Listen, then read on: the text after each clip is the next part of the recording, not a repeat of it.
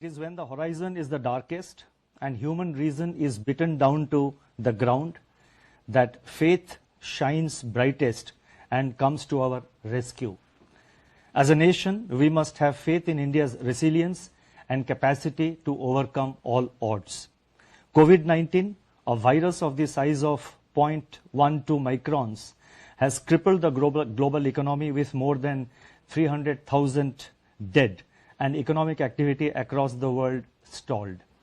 Once again, central banks have to answer the call to the front line in defense of the economy. The recent release of macroeconomic data that for the first time revealed the damage wrought by COVID-19 brought forward the need for an off-cycle meeting of the Monetary Policy Committee, that is the MPC, in lieu of the earlier scheduled meeting between June 3rd to 5th, 2020. Over the last 3 days, that is 20th, 21st and 22nd, the MPC reviewed the domestic and global developments and their implications for the outlook. After extensive discussions, the MPC voted unanimously for a reduction in policy repo rate and for maintaining the accommodative stance of monetary policy as long as necessary to revive growth and to mitigate the impact of COVID-19 while ensuring that inflation remains within the target. On the quantum of reduction, the MPC voted with a 5:1 majority to reduce the policy repo rate by 40 basis points, 40 basis points from 4.4% to 4%.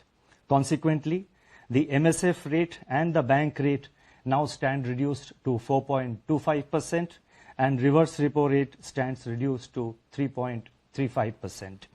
Before I lay out the backdrop, the rational and expected outcomes of the MPC's decisions, I wish to thank the committee members for their valuable contribution during the deliberations. I would also like to thank my colleagues in the RBI who have been working tirelessly in RBI's fight against COVID-19. My gratitude goes out to our teams for their intellectual support, analytical work, and the logistical arrangements. A special word of praise for our team of what is now about 200 officers, staff, and service providers who are working unstinted 24/7 in isolation away from their families in order to keep the essential RBI services available to the nation. Once again, I wish to express our admiration for the doctors, the healthcare and medical staff, police, law enforcement agencies, functionaries and personnel of the government, the private sector, banks and other financial institutions who have risen to the occasion day after day through the pandemic to ensure continuity in provision of all essential services. Our deepest gratitude to their families too.